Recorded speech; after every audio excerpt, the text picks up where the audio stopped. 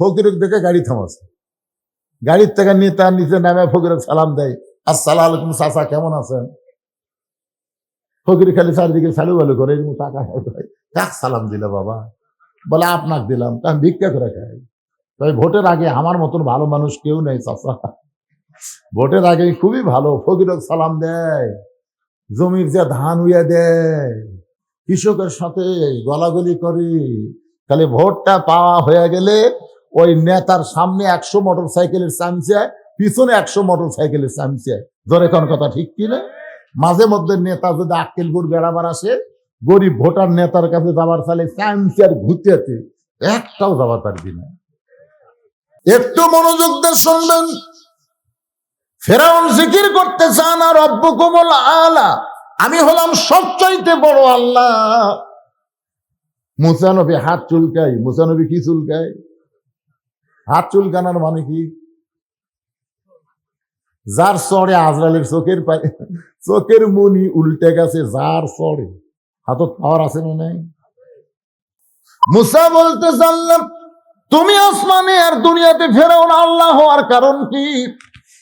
আল্লাহ বলতেছে মুসা রে, একদিন ফেরাউন ঘরের মধ্যে জিকির করতেছে আমি কে আমি কে আমি কে। ইতিমধ্যে হামান ঢুকে বলতেছে আপনি চিনতেছেন না? ফেরাউন বলে 400 বছর হলো অসুখ বিসুখ হয় না, জ্বর জারিও হয় না, আমার মাথাও ঘোরে না বারে, আমি কি?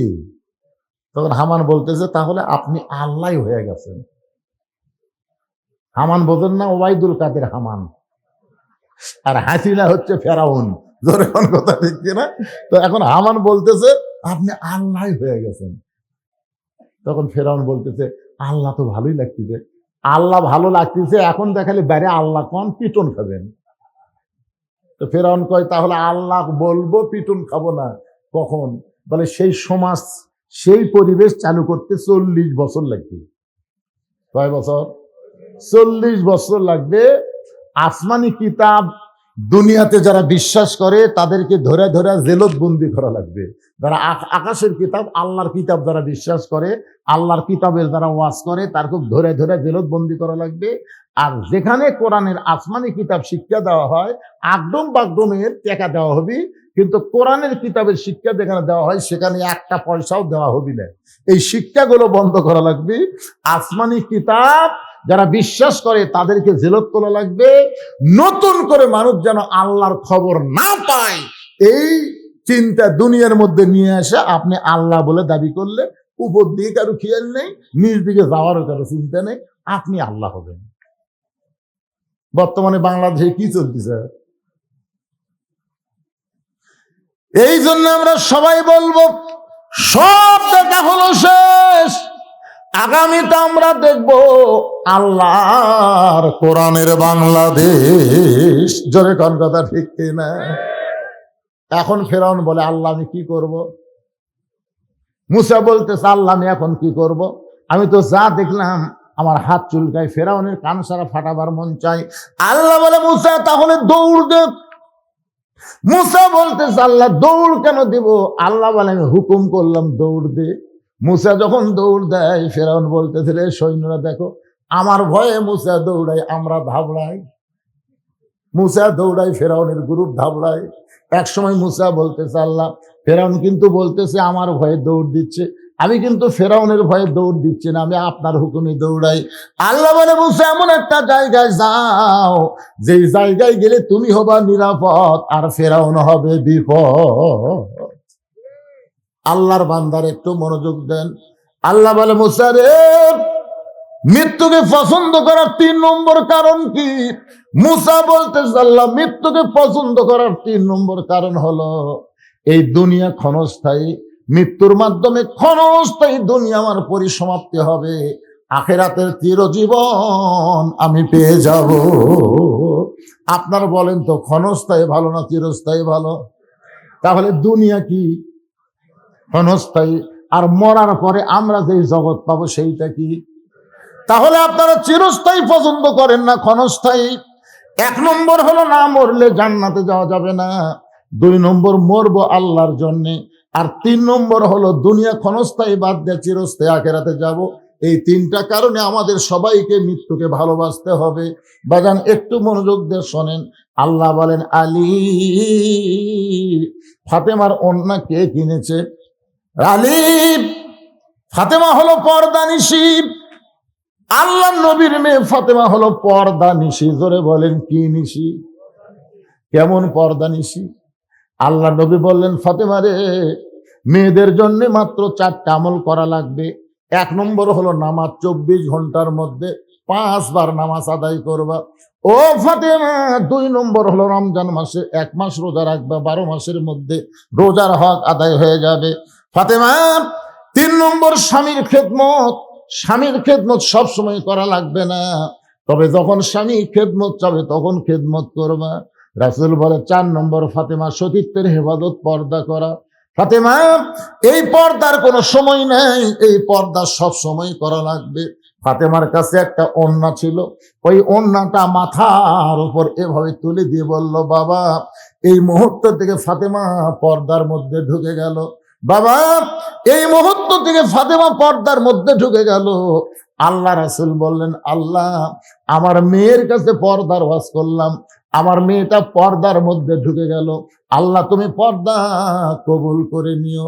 ফাতেমার পর্দা আল্লাহ এমন কবুল করেছে, এক সময় আল্লাহ তাআলা নবীকে জানাই দিল, নবী গো, আপনার ফাতেমা পর্দানিশী হওয়ার কারণে আমি আল্লাহ তাআলা ফাতেমার জন্য একটা ডিগ্রি দিয়ে দিলাম। রাসূল বলে, আল্লাহ কি ডিগ্রি দিলেন? আল্লাহ বললেন, সাইদাতুন নিসাই আহলেল জান্নাহ। আপনার ফাতেমাকে শুধুমাত্র পর্দানিশী হওয়ার কারণে জান্নাতি নারীদের নেত্রী বানায়া দিলাম। নবী বলেন, আলী রে, সেই ফাতেমার ওড়না দুনিয়ার কোন মানুষ কিনুক, এইটা আল্লাহ পছন্দ করে নাই। ফাতেমার ওড়না দুনিয়ার কোন মানুষ কিনবে, এইটা আল্লাহ পছন্দ করে না। কারণ পর্দানিশী নারীকে আল্লাহ বড় ভালোবাসে। আমার মায়েরা যারা পর্দায় আছেন, মা, পর্দার মধ্যে যদি থাকেন, আল্লাহ তাআলা আপনাদের ভালোবাসবে, আপনাদের হাতের মধ্যে বরকত দিবে। আপনারা যা কিছু করবেন সবকিছু আল্লাহ রহমত দিয়া হেফাজত করবে। ধরে কান সুবহানাল্লাহ। পর্দানিশী নারীরা যখন তরকারি পাক করবে, ওই তরকারি স্বাদ হবে। ভাত পাক করবে, ভাত স্বাদ হবে। পর্দানিশী নারীরা যার মধ্যে হাত দিবে, সেইটার মধ্যে আল্লাহ বরকত দিয়া দিবে। আর নবী বলেন, আলী রে, আল্লাহ একজন ফেরেশতাকে, একটা ফেরেশতাকে খরিদ্দার বানায়া 6টা দিরহাম দিয়া তোমার কাছ থেকে ফাতেমার ওড়নাটা কিনে নিয়া আল্লাহ সেই ওড়নাটা জান্নাতের মধ্যে যত্ন করে রাইখা দিয়েছে।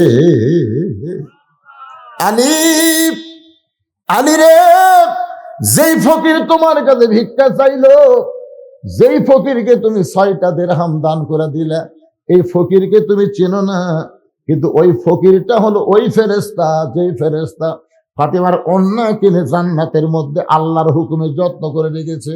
আল্লাহ তাআলা ওই ফেরেশতাকে ফকির বানায় তোমার কাছে পাঠায়, বলতেছে, যাও যাও, আলীর কাছ থেকে 6টা দিরহাম নিয়ে আসো। ফেরেশতা কান্দের, বলে, আল্লাহ, যে 6টা দিরহাম দিয়া হাসান হোসেনের জন্য খাবার কিনবে, আপনি সেই 6টা দিরহাম আবার ফেরত নেবেন? আল্লাহ, আপনি এত নিষ্ঠুর, আল্লাহ, আপনি এত নিষ্ঠুর। আল্লাহ বলতেছেন, আল্লাযী খলাকাল মাউতা ওয়াল হায়াতা লিয়াবলুয়াকুম আইয়ুকুম আহসানু আমালা। ফেরেশতা রে, আমি আল্লাহ আজকে আলীকে পরীক্ষা করব, আমার কোরআনের দাম বেশি না তার সন্তানের দাম বেশি? আমার কোরআনের দাম যদি আলীর কাছে বেশি হয়, তাহলে 6টা দিরহাম দিয়া টোপলা কিনবে না, বরং 6টা দিরহাম কোরআনের কারণে আবার তোমার হাতে ফেরত দিবে। নবী বলে, আলী রে, ওই ফেরেশতা ফকির হয়ে তোমার কাছে যখন ভিক্ষা চাইলো, একবার মুসা আলাইহিস সালাম তুর পর্বতের কিনারায় গিয়ে দাঁড়িয়ে আছে। কোন নবী? মুসা আলাইহিস সালাম। তো আল্লাহ বলতেছে, মুসা, তুমি কেমন আছো? মুসা, তোমার খবর কি? মুসা বলতেছে, আলহামদুলিল্লাহ। তো এখন মুসা নবী চিন্তা করতেছে, আল্লাহ যখন আমার খবর জানবার চালো, আমারও তো আল্লাহর খবর জানা দরকার। কারণ মুসা নবী আল্লাহর সাথে কথা বলার যোগ্যতা আছে না নাই? তো এই কারণে মুসা নবী বললেন, আল্লাহ, আপনি কেমন আছেন? আপনার খবর কি? তো এখন আমি আপনাদের বললাম আপনারা কেমন আছেন, সবাই বললেন আলহামদুলিল্লাহ। কিন্তু মুসা নবী যখন আল্লাহর খবর শুনবার চাচ্ছে, আল্লাহ তখন কি করবে? আসলে আল্লাহ কেমন আছে? আপনাদের কি মনে হয় আল্লাহ কেমন আছে?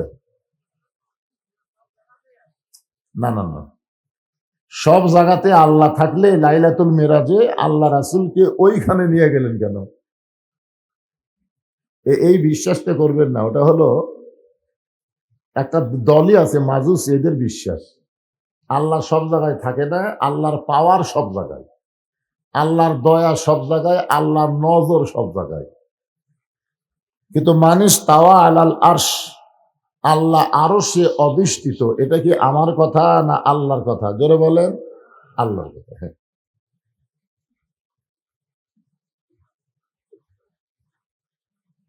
তো এখন আল্লাহ মুসাকে বলতেছে আমি আল্লাহ কেমন আছি যদি দেখবার চাও, জানবার চাও না, দেখবার চাও। বর্তমানে বাংলাদেশে আল্লাহ কেমন আছে, আমাদের এই বাংলাদেশে আল্লাহ কেমন আছে যদি আপনারা দেখবার চান, তাহলে প্রাইমারি আর হাফিজি মাদ্রাসার যান।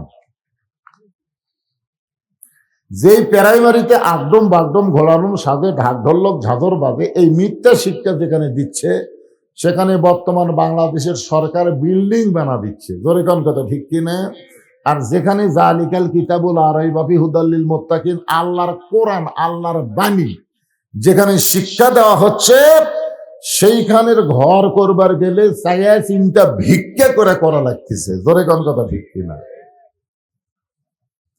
এখন বলেন তো আল্লাহ কেমন আছে?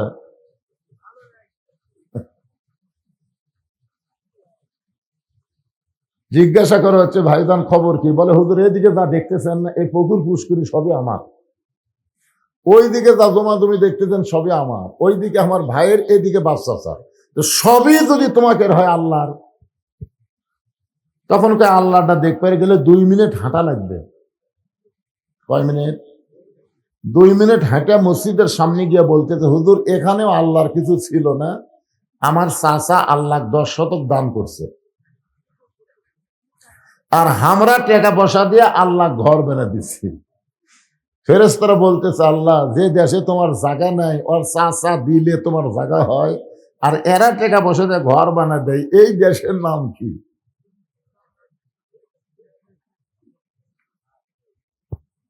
আল্লাহ বলতেছে ওই দেশে আমি আল্লাহর চাইতে গরিব কেউ নেই। বর্তমানে বাংলাদেশে আল্লাহর চাইতে গরিব কেউ আছে? এ কথা বল লাগে। আল্লাহর কোরআনের মাদ্রাসার জন্য আপনাদের কাছে হাত বাড়ালো আমার আগেকার বক্তা, এই কয় টাকা দিচ্ছেন রে? এটা কি টাকার মালিক কি আপনি না আল্লাহ? যেদিন মৃত্যু কাছে আসবে না, আনফিকুম মিম্মা রাযাকনাকুম, আয়াতটা আমার স্মরণ আসতেছে না, যখন মৃত্যু তোমাদের সামনে চলে আসবে তখন তোমরাই বলবে আল্লাহ আমার যা আছে সব তোমাকে দিব, 1 বছর টাইম দাও। আল্লাহর ফেরেশতা আজরাইল তখন কান সারা বরাবর একটা চড় মারবে, এমন চড় মারবে, এই শয়তান তোর কিছুই নাই, আল্লাহ তোকে দিছিল পরীক্ষা করার জন্য, আল্লাহর সম্পদ আল্লাহ তোকে দিছিল পরীক্ষার জন্য, আর তুই নিজের মনে করে ছুঁয়ে দিছিস। আজকে মরার সময় ঘুষ দিবি, কোনো লাভ নেই। সব সম্পদ পড়ে থাকবি, খালি কবরত যা গিরাই গিরাই বাড়ি খাবো। জোরে কথা কর ঠিক কিনা? পকের টাকা থুয়া মাদ্রাসার জন্য দান চায়, যারা দেয় না এরকে টাকা ঠিকই নামে যাবি ভাই। পুষ্টা খেয়ে পড়বি, হাসপাতাল ছাড়া ভালো হবি না। বউ কাপড় ধোবার যায়, তাই সব কাঠিয়া পড়বি, মাথার বাড়ি খাবি, পঙ্গু হাসপাতালত যাওয়া দেখবি। টাকা দিব না, তোর বাপ দিবি। তোর কোন কথা ঠিক কিনা? এই জন্য রাসূল বলেছেন as-সাদাকাতু তারুদ্দুল বালা, দান সদকা করলে আল্লাহ বালা মুসিবত দূর করে দেয়। মুসা বলতেছে আল্লাহ আপনার খবর কি? আল্লাহ বলতেছে আমি আল্লাহ কেমন আছি যদি দেখবার চাও, ইযহাব ইলা ফিরআউন ইন্নাহু তাগা। আমি আল্লাহ কেমন আছি যদি দেখবার চাও তাহলে ফেরাউনের কাছে যাও। জোরে কোন, কার কাছে যাও? ফেরাউনের কাছে গেলেই দেখবা আমি আল্লাহর খবর কি। আজকে আমাদের বাংলাদেশে আল্লাহর খবর কি? কোরআনের ওয়াজ হয় কিন্তু কোরআন অনুযায়ী মানুষ চলবার চায় না। এরা উঠলো, সামনে থাকা ওটা আর বহুমূত্র ধরবি, উঠবি কা? এই জায়গাটা পুরো করে দেন তো, এই জায়গাটা পুরো করেন, ওই জানার চান্স না পায়।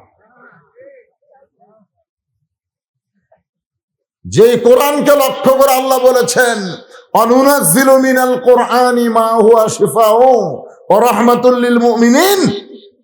এই কোরআন হচ্ছে মুমিনদের যাবত রোগের ঔষধ এবং রহমত। কোরআনের ওয়াজ শুনবার সাথে যদি সামান্য পেশাব লাগে আর আপনি যদি লাভ দিয়ে ওঠেন, এই কোরআনের অভিশাপে আপনার বহুমূত্র হবে। আর যদি পেশাব লাগার পরেও কোরআনের মহব্বতে আপনি বসে থাকেন, পেশাব জাতীয় যত ব্যারাম এই কোরআনের ওসিলায় আল্লাহ ভালো করে দিয়ে দিবেন। কি বিশ্বাস হয় না? দেখ, বিশ্বাস হয় না? সেই দিন বিশ্বাস হবে যেদিন বাংলাদেশের কোরআনের মঞ্চ থেকে সংসদে যাবে। জোরে কোন কথা ঠিক কিনা? এখন বিশ্বাস হচ্ছে না। এটা জাগা মতো নিয়ে যাওয়া লাগবে, জাগা মতো। বক্তার সামনে কোরআন দেখাম হবে। তাই আমরা এখন প্রায় সব জায়গায় সাহস করে বলতেছি, সব দেখা হলো শেষ, আগামীতে দেখব কোরআনের বাংলাদেশ। বহু শুনেছি, আর শুনবার মন চাচ্ছে না, এখন দেখবার মন চাচ্ছে। ধরে কোন কথা ঠিক কিনা? দেখা লাগবে না আল্লাহ কি কি কছে, এই জিনিসটা দেখা লাগবে না। আল্লাহ বলতেছে আমি আল্লাহ কেমন আছি দেখবার যদি চাও তাহলে ফেরাউনের কাছে যাও। কি জন্য যাবে? ইন্নাহু তাগা, ফেরাউন সীমা লঙ্ঘন করেছে। আমি আজকে যে আয়াতে কারিমা তেলাওয়াত করেছি, যার উপর তাফসির হবে, আমাদের কাহালুতে কোনো মানুষ যদি মরে যায়, বুঝছেন, মরার খবর শুনে সকলে বলে ইন্না লিল্লাহি ওয়া ইন্না ইলাইহি রাজিউন। আপনাকে এই আক্কেলপুরের খবর কি? আমি বললাম ভাই আমি একটা কথা শুনলাম। বলে কি কথা? বলে আপনি নাকি হজ করার আগে রেজিস্ট্রি অফিসে গেছিলেন। তখন হুজুর আপনি কেমনে জানলেন? আমি বললাম ভাই আমি এটাও শুনলাম আপনি 16 বিঘা জমি ছেলে দিচ্ছেন আর মেয়ে নাকি 1 বিঘা দিচ্ছেন। হুজুর এটা আপনি কেমনে জানলেন? আমি বললাম পাগলা, যে আল্লাহর কোরআনের ফারাইজকে অস্বীকার করে নিজের ইচ্ছা মতো বন্টন করে সে নিজেই শয়তান। তাকে আবার শয়তান পাথর মারা লাগবে কে রে? ওই পাথর তুকি মা, তুকি মার। আজকের এই মাহফিলে যারা আল্লাহু আকবার বলবার পারতেছে না, তাদের ভিতরেই শয়তান বসে আছে। এই কারণে আল্লাহু আকবার জবান তার প্রকাশ পাচ্ছে না। কি এটা কোনো দলের স্লোগান? দলের অমুক দলের অমুক দলের। খালি মরিয়া দেখেন, আপনার লাশ সামনে নিয়ে আল্লাহু আকবার দিয়ে জানাজা শুরু হবে। জোরে কোন কথা ঠিক কথা বলেন? যখন দুনিয়াতে এসেছেন ডান কান্দে আল্লাহু আকবার আজান, বাম কান্দে আল্লাহু আকবার আকামত, আপনার শুনাইনি? আল্লাহু আকবার তো জন্ম হলো, আল্লাহু আকবার দিয়ে মৃত্যু হবে। আর সেইটার উপর তাকবীর দিলে কোন জায়গায় দাস দিছে আপনার? দেখি গলা খাঁকার গান তো মানে আমার ওয়াজ শুনবার গেলে আমি যতই বুড়া হই বুঝলেন, কিন্তু মরা মানুষ আমি ওয়াজ শোনাবার পারি না। আগে চেতন করে চেতনার ওয়াজ হবে, ইন্না লিল্লাহর ওয়াজ। লিল্লাহে তাকবীর, এইবারে বোঝা গেল। তা আপনারা পারেন তো দেন না কেন? শয়তান এত জোরে দৌড় মারছে, আল্লাহ রাসূল বলেন তাকবীর যত জোরে হবে শয়তান তত জোরে দৌড় দিবে। শয়তানের পিছন দিক দিয়ে বাতাস বার হবে। জোরে কান কি বার হবে? আপনার যে তাকবীর দিচ্ছেন শয়তান বায়ু ছেড়ে দৌড় মারছে, হায় হায় হায়, এই এলাকার মধ্যে থাকা চলবি না রে। এখন আল্লাহ কেমন আছে, মুসা নবী দেখবার যাবি ফেরাউনের কাছে, ধরে কারণ কার কাছে, এই জায়গাটায় রেখে আমি এখন চলে আসলাম ইন্না লিল্লার পরে। আমার এক ভাই বললেন মরাটাই হলো সবচাইতে বড় বিপদ, কিন্তু আল্লাহ কোরআনে বলেছেন ইয়া আইয়ুহাল্লাযীনা আমানুত্তাকুল্লাহা হাক্কা তুকাতিহি ওয়া লা তামুতুন্না ইল্লা ওয়া আনতুম মুসলিমুন।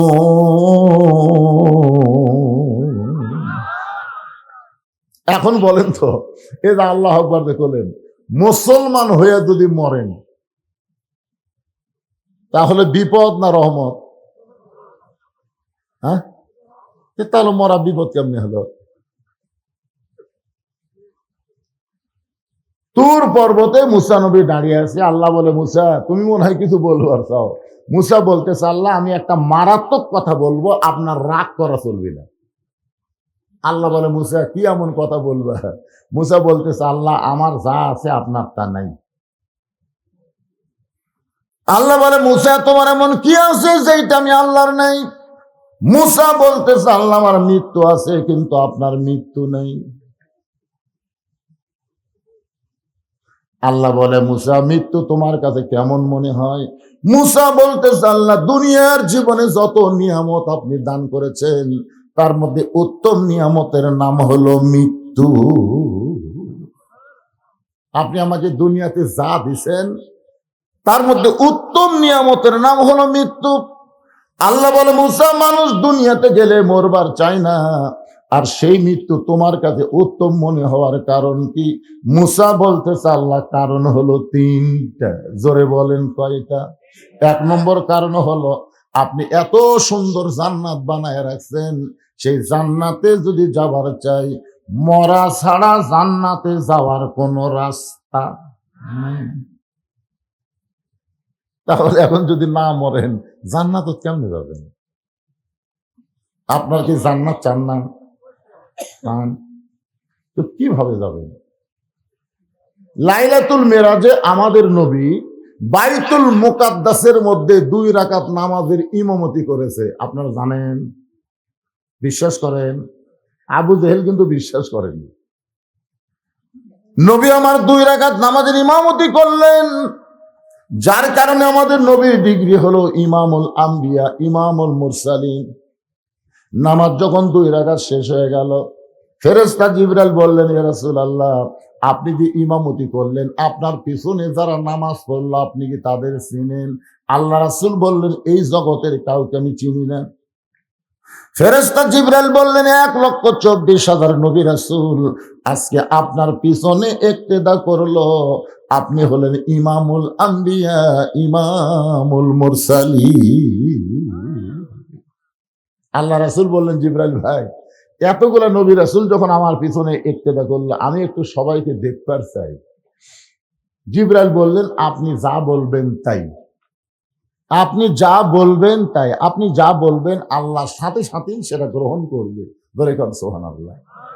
বিশাল একটা মেম্বর আনা হলো, ওই মেম্বরে আল্লাহ নবী দাঁড়ালেন। আমাদের নবী দাঁড়ায় সমস্ত নবীদের দিকে তাকায় আছেন, সমস্ত নবীরা আমাদের নবীর দিকে তাকায় আছে।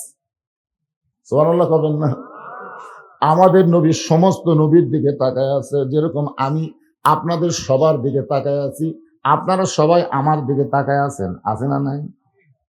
হঠাৎ আল্লাহর নবী দেখতে পাইলেন সমস্ত নবীর চেহারা আলোকিত, কিন্তু একটা নবীর চেহারার মধ্যে কোনো আলো নাই।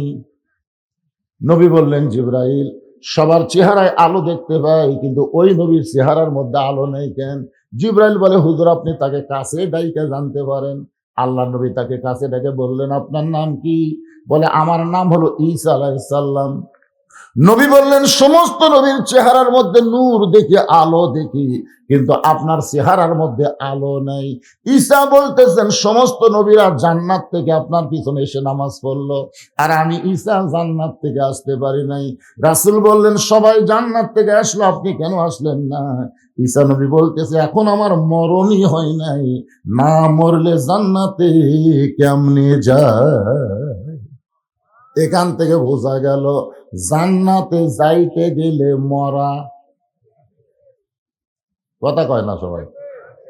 আমি যেই বলবো জান্নাতে যাইতে গেলে কি চাই, আপনার জবান করে বলবেন মরতে চাই। জান্নাতে যাইতে গেলে কি চাই? আরো জোরে জোরসে বলুন। আমার এরকম একটা ওয়াজ ভারতত গেছে, ভারতের হিন্দুরা এই ওয়াজটা শুনে কাইকারে। বাংলার মুসলমান যেদিন থেকে মরতে চাই মিছিল শুরু করছে, সেদিন থেকে বাংলার মুসলমানকে আর পৃথিবীর কেউ দমাতে পারবে না। কারণ যারা মরবার চায় তাদের সাথে কেউ পারে না।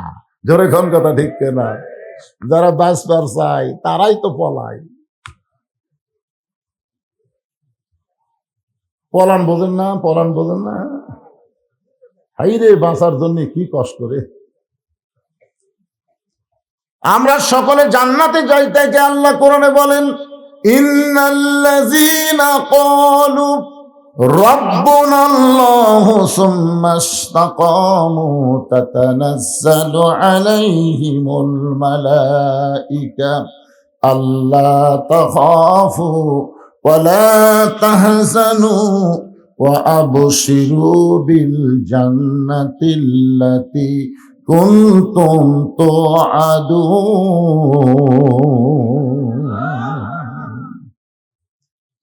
এই যে আল্লাহু আকবার বললেন, এই আয়াতের অর্থ জানেন? আপনার যখন মৃত্যু হবে, আপনি যখন মৃত্যুর বিছানায় পড়ে যাবেন, তখন আল্লাহ তাআলা দুটো ফেরেশতা আপনার কাছে পাঠাবে। দুইটা ফেরেশতা এসে বলবে আল্লাহ তাখাফু, তোমার কোনো চিন্তা নাই, ওয়ালা তাহজান, তোমার কোনো চিন্তা নাই, কোনো টেনশন নাই, তোমার কোনো ভয় নাই। রে আল্লাহর বান্দা, এই মৃত্যুর বিছানা থেকে তুমি কোথায় যাবা? বলে আমি মরে গেলে আমি কবরে যাব। ফেরেশতা দুইটা বলবে তোমার দেহ যাবে কবরে, কিন্তু তোমার কবর হবে না, তোমার রূহটা আল্লাহর হুকুম পালন করার কারণে ইল্লিন নামক জান্নাতের বাগানে জায়গা হবে। তখন মৃত্যু মুমূর্ষ ব্যক্তি বলবে ভাই তোমরা কারা রে? আমাকে এত সুন্দর সংবাদ দিচ্ছে মরার বিছানায়, তোমরা কারা? বলে আমরা হলাম তোমার সবচাইতে আপনজন রহমতের ফেরেশতা। তো তোমরা যতই সান্ত্বনা দাও, আজরাইল কোথায়? আজরাইল কোথায়? যে আজরাইল মানুষের জান কবজ করবে কষ্ট দিয়ে, সে আজরাইল কোন জায়গায়? ওই দুই ফেরেশতা বলবে ওই যে দেখেন দাঁড়ায় আছে। মৃত্যু মুমূর্ষ ব্যক্তি তাকায় দেখবে তার চাইতেও আজরাইল খাটো। যার জান কবজ করবার হচ্ছে তার চাইতেও আজরাইল কি? কি দেখতেছি আমি? সারা জীবন ওয়াজ শুনছি সব দরিয়ার পানি আজরাইলের মাথা দিলেন নাভি পর্যন্ত ভিজবি না। আরে বোম বাটু, এটা আজরাইল।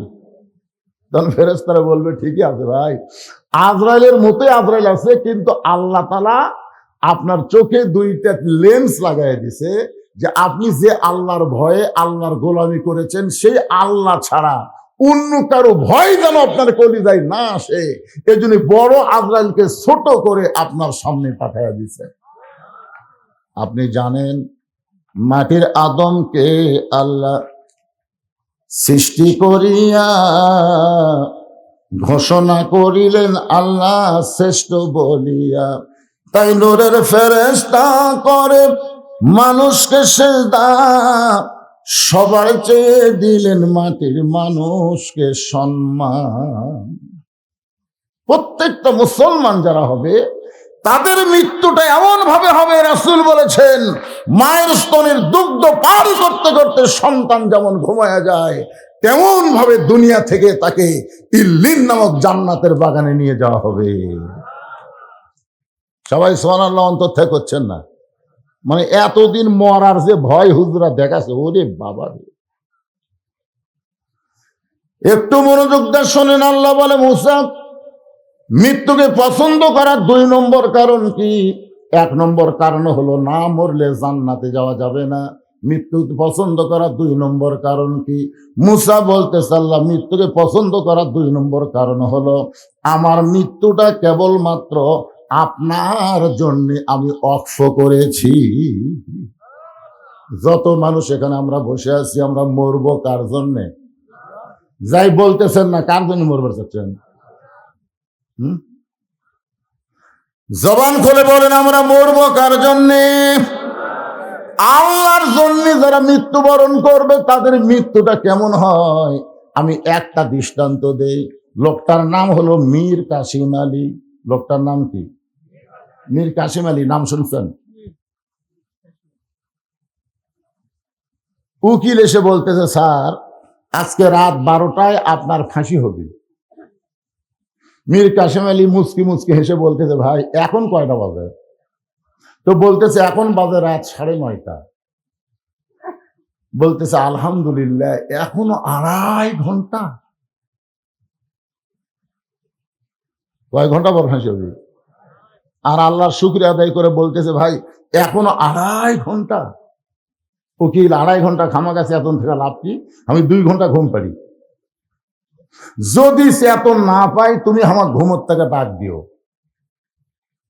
উকিল মনে মনে কয় ফাঁসির চিন্তায় লোকটা পাগল হয়ে গেছে। যার 2.5 ঘন্টা পর ফাঁসি হবি ওই বলে আবার 2 ঘন্টা ঘুম পাড়বি। চেতন না পালে বলে ডাক দেওয়া লাগবে। উকিল মনের রাগে ফাঁসির কন্ডম সেল থেকে বের হয়ে গেছে।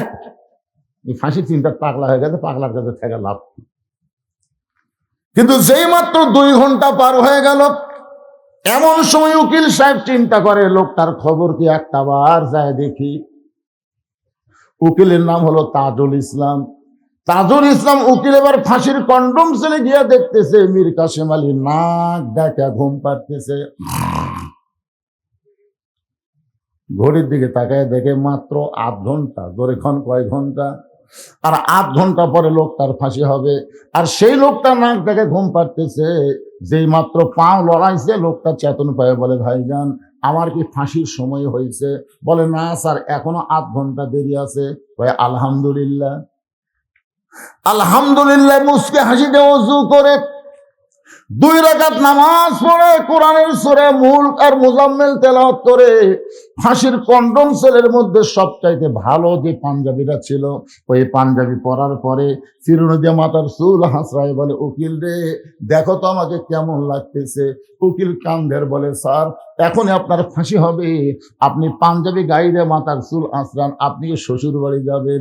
মীর কাসিম আলী মুচকি মুচকি হাসের বলে পাগল ফাঁসি হবে আমার আর তুই কেন কাঁদতেছিস? তুই তো জানিস না অন্যায় ভাবে কাউকে যদি ফাঁসি দেওয়া হয়, অন্যায় ভাবে কাউকে যদি হত্যা করা হয় তার ফাঁসির মঞ্চে যাওয়ার সঙ্গে সঙ্গে আল্লাহ তাআলা 8টা জান্নাতের দরজা খুলে দেয়।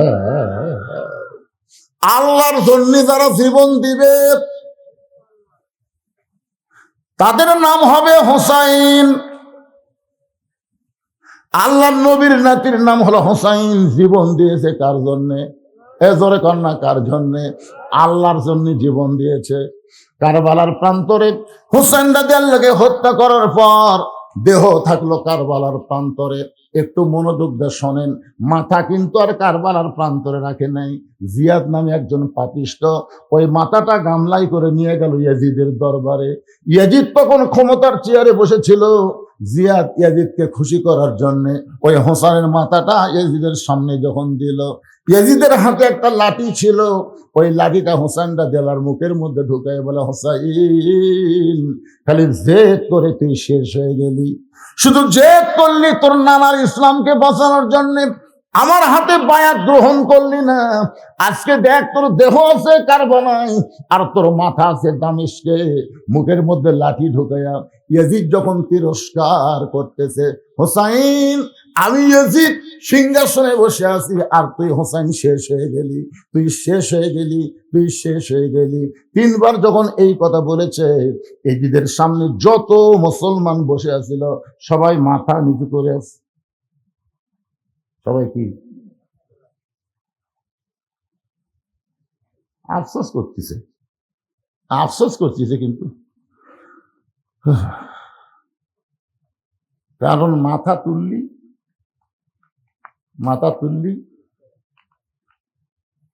হাসিনা 15.5 বছর কি করেছে ভাই? আমরা খালি মাথা ডাবে আওয়াজ করছি, তোর এখন কথা ঠিক কিনা? মাথা তুলবারই পারিনি, তুললি।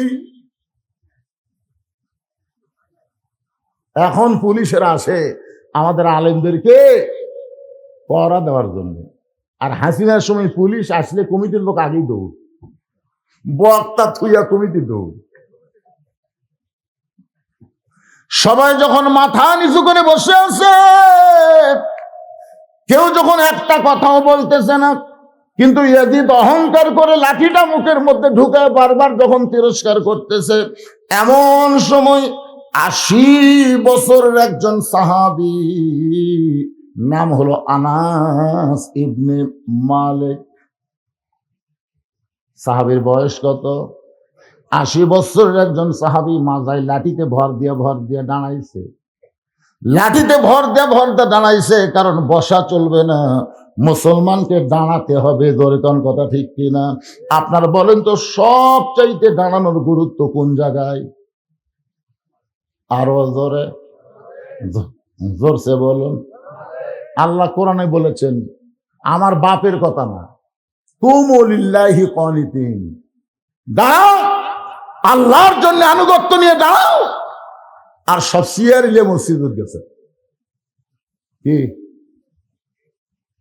বিশ্বাস করেন? আপনার কি মসজিদে জামাতে নামাজ পড়ে 27 গুণ সওয়াব চান? এ জোরে কর, 27 গুণ সওয়াব কি আপনারা চান?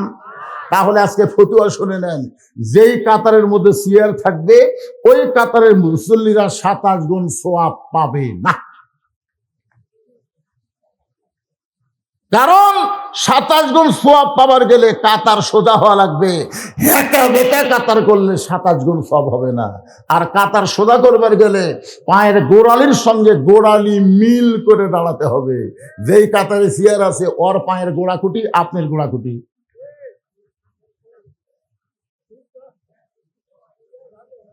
এই কথাটা 27 গুণ সওয়াব যদি আপনি চান, যদি না চান তো চেয়ার দিয়ে থাকেন, অসুবিধা কি?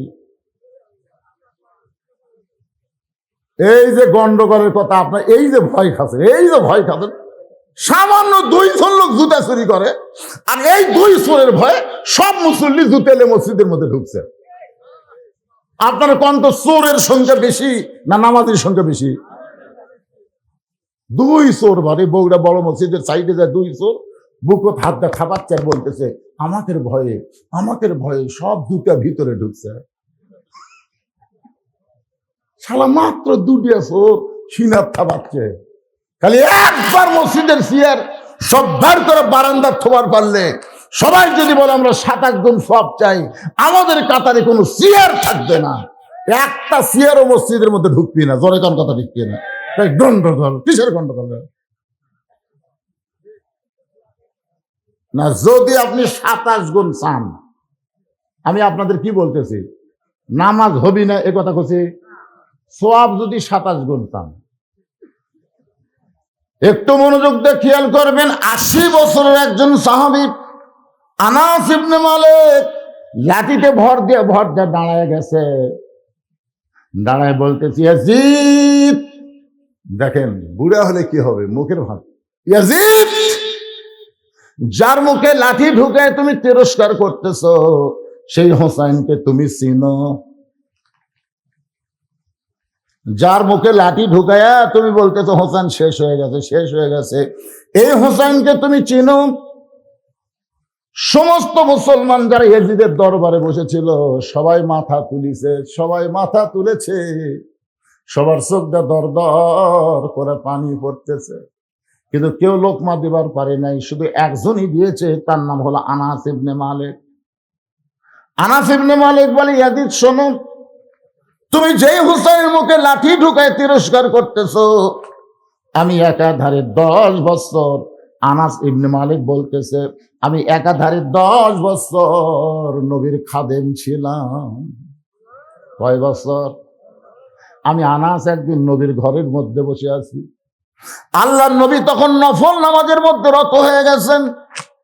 নবী মসজিদে আদায় করেছেন, আর সুন্নত নফল গুলো বাড়িতে আদায় করতে পছন্দ করতেন, কারণ বাড়ি গোরস্থান বানানো যাবে না। সুন্নত নফল আপনারা বাড়ি করবেন, বাড়ির ছোট ছোট বাচ্চারা আপনার দেখা দেখি তারা নামাজ শিখবে, ধরে কোন ঠিক কিনা। আমার এক নাতি আছে, খুবই ছোট, বুঝলেন।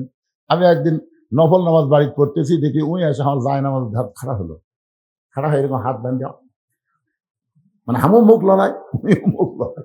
আচ্ছা, উই কি সুরা কেরাত জানে? কি তুমি আমার মুখের দিকে তাকে দেখে আমি মুখ লড়াই, উইও লড়াই। আমি রুকুত গেলাম, উইও তাই। আমি যখন আঙ্গুল তুলিছি, উইও তুলিছে। আচ্ছা, আঙ্গুল তুলিছে কি জন্য জানে? আমি যখন শেষদার যাই তখন ঘাড় কাটতে আমার দেখে, আমি তখন শেষদার থেকে মাথা তুলি। ফেরেশতারা বলতেছে, আল্লাহ, এ বুড়া না হয় ঠিক মতো নামাজ পড়তেছে, কিন্তু বুড়ার কাছে লাঠি কি করতেছে? আল্লাহ বলতেছে, লাঠি বুড়া দুইটাকে আমি কবুল করে নিলাম। ধরে খান সুবহানাল্লাহ। এই জন্যে সুন্নত আর নফল নামাজ আল্লাহ নবী বাড়িতে পড়া পছন্দ করতেন। আনাস বলতেছে, এই চিল্লা চিল্লি কে করে রে, চিল্লা চিল্লি কে করে রে?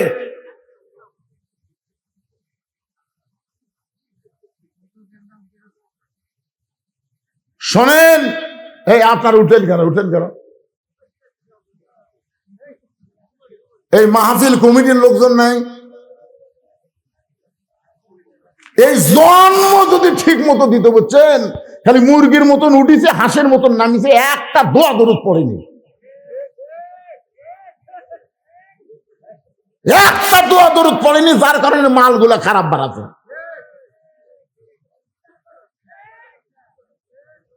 শোনেন ভাইরে, এই যে পেটত বাচ্চা আসার আগে কিছু দোয়া দরুদ আছে না নাই? স্বামী স্ত্রীর মিলনে দোয়া দরুদ আছে না? কতক্ষণ আছে না নাই? ওই খালি মুরগির মতো লাভ দিয়ে উঠেছে, হাঁসের মতন খপ করে নামিছে, ওরই মধ্যে এরা ভিতরে ঢুকবে না তো। একবার যদি কেউ আর চিল্লা চিল্লি করে, একবার ওর মাও বাপ পর্যন্ত ওয়াজ নিয়ে যাবো, যা থাকে কথা নেই। এমনি তো আমার মন খারাপ।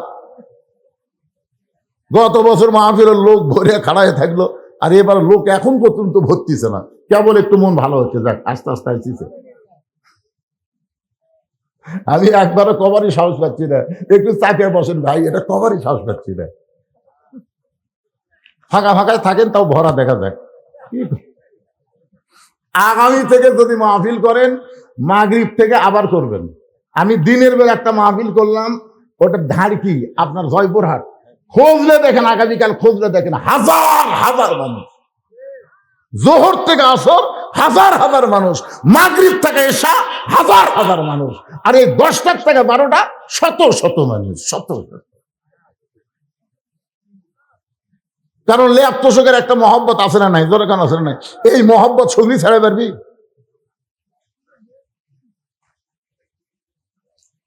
একটু গুরুত্বপূর্ণ আলোচনা ইন্না লিল্লাহর উপর কথা হচ্ছে।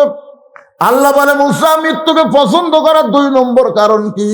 মুসা বলতেছে, আল্লাহ মৃত্যুকে পছন্দ করার 2 নম্বর কারণ হলো, আমার মৃত্যুটা কেবলমাত্র আপনার জন্য ওয়াকফ করেছি।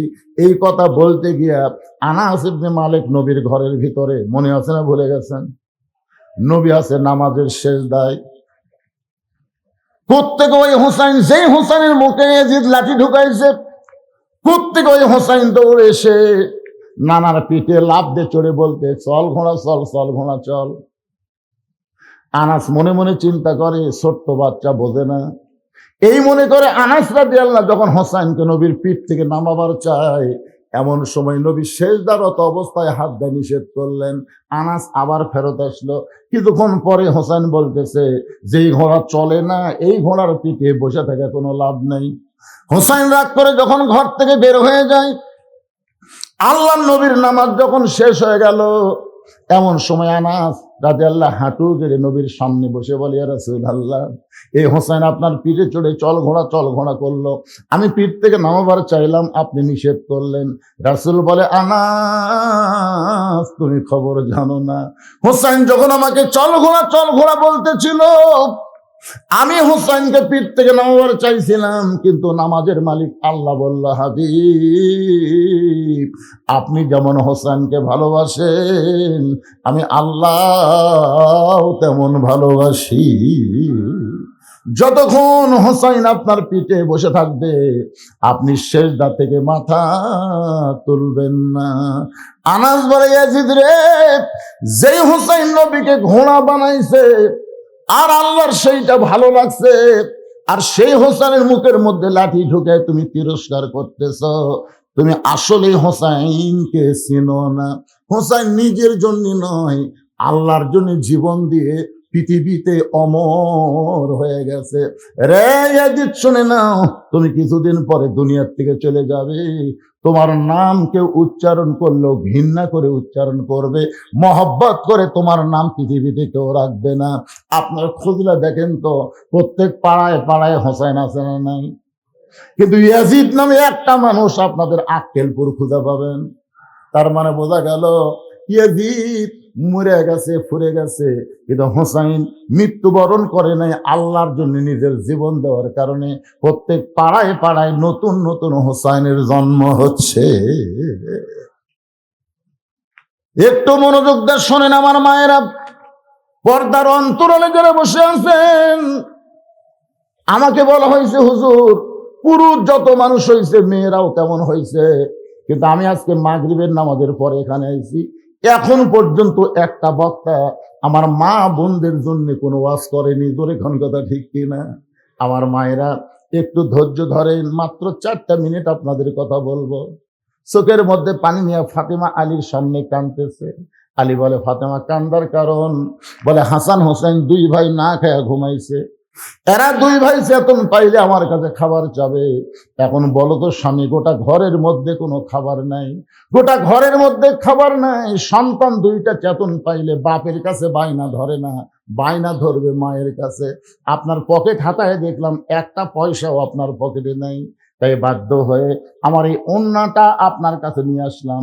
এই ওন্নাটা বিক্রি করে যেই টাকা হবে এই টাকা দিয়ে হাসান হোসেনের জন্য আপনি একটু খাবার কিনবেন। হযরত আলীর চোখ দিয়ে দর দর করে পানি পড়তেছে, ফাতেমার চোখ দিয়ে পানি পড়তেছে। হযরত আলী ফাতেমার চোখের পানি নিজের হাতে মুছে নিয়ে নিজের গালে মেখে বলতেছে, ফাতেমা রে, দুনিয়ার কত ধনী ধনী যুবক তোমাকে বিয়ে করবার চাইছিল, কিন্তু তোমার বাবা আল্লাহর নবী আমার মতন গরিবের সঙ্গে তোমার বিয়ে দিল। আমার সংসারে তোমার কোনো শান্তি নেই, তোমার ব্যবহৃত অন্য বিক্রি করার জন্য দিচ্ছ, এখন আমি কি করব?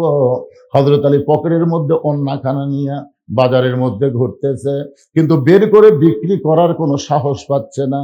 হঠাৎ একজন খরিদ্দার এসে বলে, আলী ভাই আপনি মনে হয় কিছু বিক্রি করবেন। আলী চমকে গেল, আমার পকেটের অন্যার কথা আল্লাহ ছাড়া কেউ জানে না, কিন্তু এই খরিদ্দার কেমনে বলল? পকেট থেকে অন্য বের করে এর সঙ্গে সঙ্গে খরিদ্দার ব্যাগটা মেলায় ধরে। হযরত আলী ব্যাগের মধ্যে অন্য ঢুকায় দিলে ওই খরিদ্দার হযরত আলীকে 6টা দিরহাম দিয়ে কোথায় যেন চলে যায়। হযরত আলী 6টা দিরহাম নিয়ে এক দৌড়ে দোকানদারের কাছে গিয়ে বললেন, ভাইজান 6টা দিরহামের যে খাবার হবে তাড়াতাড়ি টোপলা করে দাও, আমার হাসান হোসেন চেতন পাইলে মারে কষ্ট দিবে।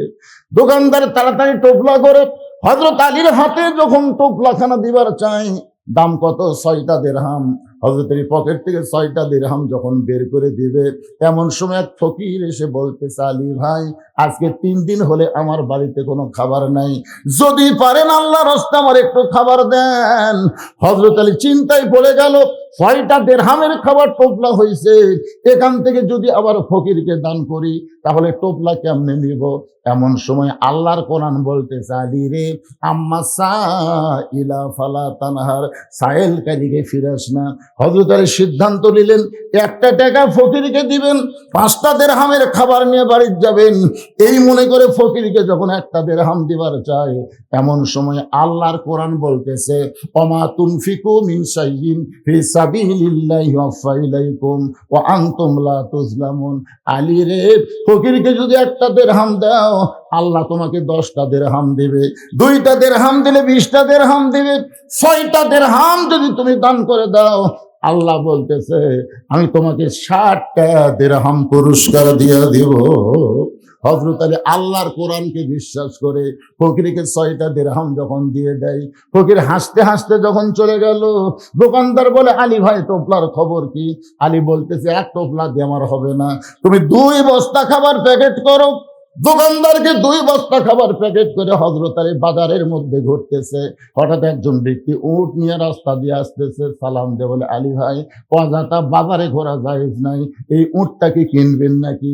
আলী বলতেছে, একটা পয়সাও তোমার পকেটে নাই, তোমার উটটা আমি কেমনে কিনবো? উটওয়ালা বলতেছে, 100 দিরহাম বাকিতে উটটা কিনেন, বিক্রি করে আপনি টাকা দিবেন। এটাও কি আপনি পারবেন না? হযরত আলী জীবনের একটা খুশি মনে করে এত সুন্দর সুযোগ পাইয়া উটটাকে বাকিতে কিনে যেই মাত্র বিক্রি করতে গেলেন, চারিদিক থেকে খরিদ্দার ঘিরে ধরে বলতেছে, আলী ভাই আপনি কবে থেকে আবার উট বেচার ব্যবসা শুরু করলেন? কত দাম নিবেন? এক খরিদ্দার বলতেছে, আলী রে বেশিক্ষণ বাজারে থাকা যাবে না, আমি 160 দিরহাম তোমাকে দিয়ে দিলাম। হযরত আলী 160 দিরহাম উটটা বিক্রি করে উটওয়ালাকে 100 দিরহাম ফেরত দিয়া বাকি 60টা দিরহাম নিয়ে দোকানে বললেন, ভাইজান খবর কি? বলে, আপনার কথা মতো 2 বস্তা প্যাকেট করেছি, দাম কত নিবা? বলে, 60টা দিরহাম দিলেই চলবে। হযরত আলী 60টা দিরহাম দিয়ে 2 বস্তা কান্দে করে যেই মাত্র ফাতেমার বাড়ির দরজায়, এখন দরজা বন্ধ দেখে হযরত আলী সালাম দিলেন, আসসালামু আলাইকুম ইয়া হালাল বাইত। ফাতেমা দরজার ওপর থেকে বলতেছে, ওয়া আলাইকুম আসসালাম, দরজা খোলা গেল না। হযরত আলী বলে, ফাতেমা দরজা খোলো। ফাতেমা বলতেছে, জানলা দিয়া তাকায় দেখলাম আপনি 2 বস্তা খাবার নিয়ে আসলেন, আমার ওন্না বিক্রি করার টাকা দিয়া বড়জোর 1 টোপলা খাবার হবে, আপনি 2 বস্তা কোথায় পাইলেন? এটা যতক্ষণ না বলবেন ততক্ষণ আমি দরজা খুলবো না। আলী বলতেছেন, ফাতেমা কষ্ট পাইতেছি, দরজা খোলো, দরজা খুললি আমি বস্তার খবর বলবো। ফাতেমা বলতেছে, আগে বলেন তারপরে দরজা খুলবো। আপনি কি মনে করেছেন আর স্বামী বেতন পাই 10,000 আর বাসা ভাড়া 12,000, মাস গোস্ত কিনে বউ কিছুই কয় না, এমন ফাতেমা তো আমি না, বরং 2 বস্তা কোথায় পাইলেন? যতক্ষণ না বলবেন ততক্ষণ আমি দরজা খুলবো না। আলী বলতেছে, ফাতেমা দরজা খুললি আমি বলবো। ফাতেমা বলতেছে, আগে বলেন তারপরে দরজা খুলবো। এভাবে স্বামী স্ত্রীর মধ্যে 1 ঘন্টা চলতেছে, ফাতেমাও দরজা খোলে না, আলীও বস্তার খবর বলে না। এমন সময় আল্লাহর কোরআন আলীর সামনে এসে বলতেছে, আর রিজালু কাওয়ামুনা আলান নিসা, আলী রে পুরুষ থাকবে উপরে, নারী থাকবে নিচে। জোরে গান সুবহানাল্লাহ। এরশাদ চাচার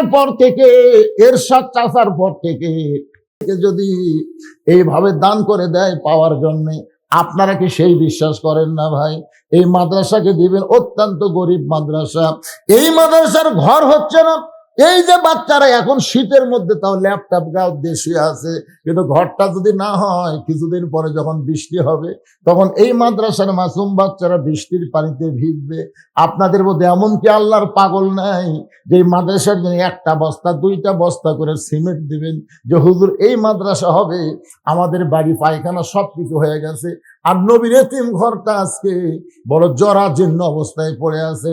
তাই আপনাদের সবার কাছে এই মাদ্রাসার মহব্বতের দানের ব্যাপারে আপনাদের অনুরোধ করে আমি আজকের মতো আলোচনা এখানেই সমাপ্তি করব। ভাই সবাই আর একবার আমার সঙ্গে পড়েন, ইজা আসাবাতুহুম মুসিবাতুন ক্বালু ইন্না লিল্লাহি ওয়া ইন্না ইলাইহি রাজিউন।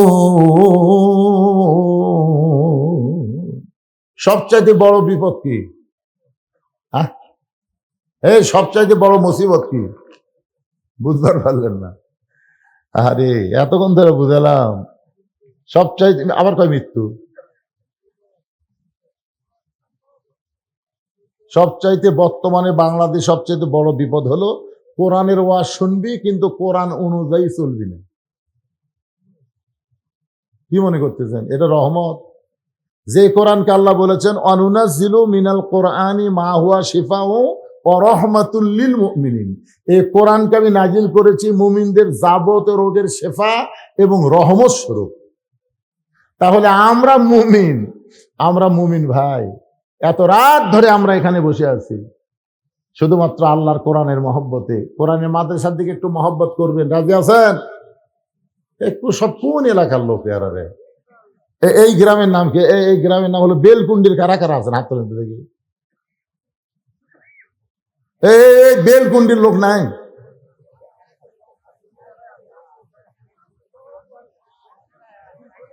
তাহলে বেলকুন্ডির বাইরে আর কারা কারা আছেন তার একটা হাত তোলেন তো। বেলকুন্ডির বাইরে সব লোকে বাইরে, তাই তো আমি কই এত চিল্লাই।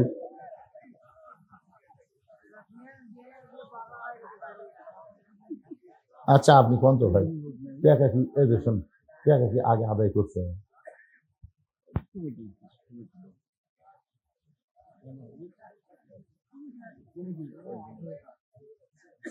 কমিটির লোকের এখন নোট দিবি নাই তো, একটাও নেই। তাহলে আপনি বেলকুন্ডির লোকই নেই।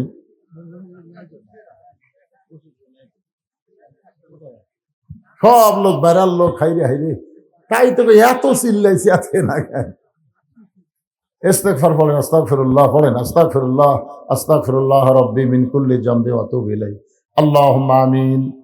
আল্লাহুম্মা আনতাস সালাম ওয়া মিনকাস সালাম, তাবারাকতা ইয়া যাল জালালি ওয়াল ইকরাম। আয় আল্লাহ তাআলা, সেই মাগরিবের পর থেকে শীতের ভিতরে এত রাত পর্যন্ত তোমার পাগল বান্দা বান্দিরা আরামের ঘুমকে বাদ দিয়া কোরআন হাদিসের মহব্বত কলিজার মধ্যে নিয়া এই জান্নাতের বাগানে বসে বসে কোরআন হাদিস আলোচনা শোনার শেষে আমি গুনাহগারের সঙ্গে রহমতের দরজায় ফকির হয়ে দোকানা হাত তুলেছে। মেহেরবানি করে আজকের মাহফিল আমাদের সকলের হেদায়েতের জন্যে, নাজাতের জন্যে, জান্নাতের জন্যে কবুল করো। এই মাহফিলের শুরু থেকে শেষ পর্যন্ত যত আলোচনা হয়েছে আল্লাহ, এর মধ্যে যদি ত্রুটি হয়, ভুল হয়, মাফ করে দিও। এর জাহাদিয়া মঞ্জুর করো। সোনার মদিনায় নবী পাকের রওজা মুবারকে আল্লাহ তুমি কবুল করে নাও। তামাম আম্বিয়াই কেরাম, আসহাবে কেরাম, তাবিনী কেরাম, তাবিনী কেরাম, তামাম পৃথিবীর মাটির নিচে যত মুমিন মুমিনা শুয়ে আছে আল্লাহ, সকলের আরওয়াহ ফরেহা দিয়া কবুল করো। আল্লাহ আমরা যারা হাত তুলেছি, আমাদের জনম দুঃখনী মা বাবা যাদের কবরে চলে গেছে, আল্লাহ মেহেরবানি করে মা বাবার কবরকে জান্নাতের টুকরা কবুল করো। আমাদের দাদা দাদি, নানা নানি, আত্মীয় স্বজন, শ্বশুর শাশুড়ি যাদের কবরে গেছে আল্লাহ, সকলের কবরকে জান্নাতের টুকরা বানায় দাও। আয় আল্লাহ তাআলা এই মাদ্রাসাকে কিয়ামত পর্যন্ত কবুল করো। এই মাদ্রাসার যতগুলো সমস্যা আছে আল্লাহ তুমি কুদরতি ভাবে এলাকার মানুষদেরকে মাদ্রাসার মুহাব্বিন বানায় সমস্যার সমাধান করে দাও। আজকের মাহফিলের সম্মানিত সভাপতিকে আল্লাহ তুমি কবুল করো, সহ সভাপতিদের কবুল করো, প্রধান অতিথি কবুল করো, বিশেষ অতিথিদের আল্লাহ তুমি কবুল করো। মাদ্রাসার মুহতামিম, মাদ্রাসার ওস্তাদ, মাদ্রাসার তালবে ইলম আল্লাহ সকলকেই তুমি কবুল করে নাও। আমার মা বোনেরা পর্দার অন্তরালে বসে বসে ওয়াজ শুনেছে, আবিদা সালেহা পর্দা নিচে কবুল করো আল্লাহ। অনেকে দান খয়রাত করেছে, দোয়া চেয়েছে। গত বছরের যিনি সভাপতি ছিলেন তিনি দুনিয়াতে নাই আল্লাহ, তার জন্য প্রাণ খুলে দোয়া করি আল্লাহ তার কবরটাকে জান্নাতের টুকরা বানায় দাও আল্লাহ। অনেকে এখান থেকে চলে গেছে আল্লাহ। ও মাবুদ মাওলা, দুনিয়া থাকার জায়গা না, আসলে যাইতে হবে। আমরা সবাই চলে যাব ইমানের সাথে, ইজ্জতের সাথে মুসলমান হয়ে এই দুনিয়া থেকে যেন বিদায় নিতে পারে আল্লাহ তুমি কবুল করো। কত মানুষের জানাজার নামাজ আমরা পড়েছি, এই দুই হাত দিয়ে কত কবরে মাটি দিয়েছি। একদিন আমরা সবাই মরে যাব। যেদিন আমাদের মৃত্যু হবে দিনটা যেন জুমার দিন হয়, মাসটা যেন রমজান মাস হয়। ইমানের সাথে, ইজ্জতের সাথে এই দুনিয়া থেকে বিদায় নেওয়ার কালে আমাদের জবানে তুমি জারি করে দিও লা ইলাহা ইল্লাল্লাহু মুহাম্মাদুর রাসূলুল্লাহ সাল্লাল্লাহু আলাইহি সাল্লাম।